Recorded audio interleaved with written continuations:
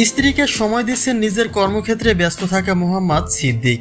নিজেদের বিয়ের খবর প্রকাশের পরে এখন আর কোনো কিছুই আড়াল করছেন না রুবায়েত ফাতিমা তনিও। স্বামীর সঙ্গে আজ বিশেষ এক সন্ধ্যা তিনি কাটিয়েছেন।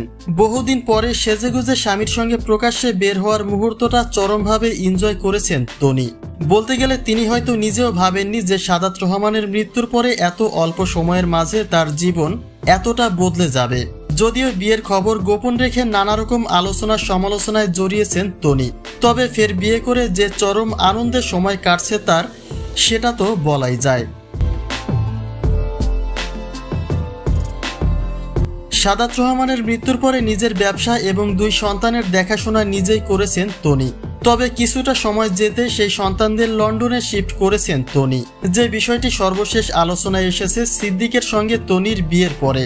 অর্থাৎ সিদ্দিকের সমস্ত স্থাবর অস্থাবর এই লন্ডনেই। হয়তোবা সেই কথা চিন্তা করে সন্তানদের লন্ডনে নিয়ে গেছেন তনি, যদিও তার পেছনে একটা সমালোচিত অধ্যায় রয়েছে।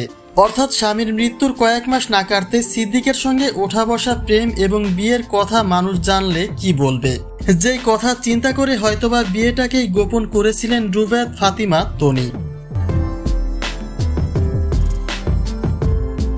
তনি তার ব্যক্তি জীবনে সাদাত রহমানকে নিজের ভালোবাসার সর্বোচ্চ স্থানেই রেখেছিলেন, কিন্তু সেই স্বামীর মৃত্যু তাকে মানসিকভাবে অনেকটাই ভেঙে দিয়েছিল। যদিও তার সবকিছুকে ব্যক্তি স্বার্থ আর লোক দেখানো অভিনয় বলে মন্তব্য চলছে তৃতীয় বিয়ের খবর প্রকাশের পরে। কেননা তনি বলেছিলেন তিনি তার মৃত্যুর আগ পর্যন্ত সাদাত রহমানের স্ত্রী হয়েই থাকতে চান। যদিও সেই কথা কেউ আমলে নেয়নি, তবে এমনটাও আশা করা যায়নি যে সাদাতের মৃত্যুর বছর না যেতেই ফের প্রেমে পড়বেন তনি।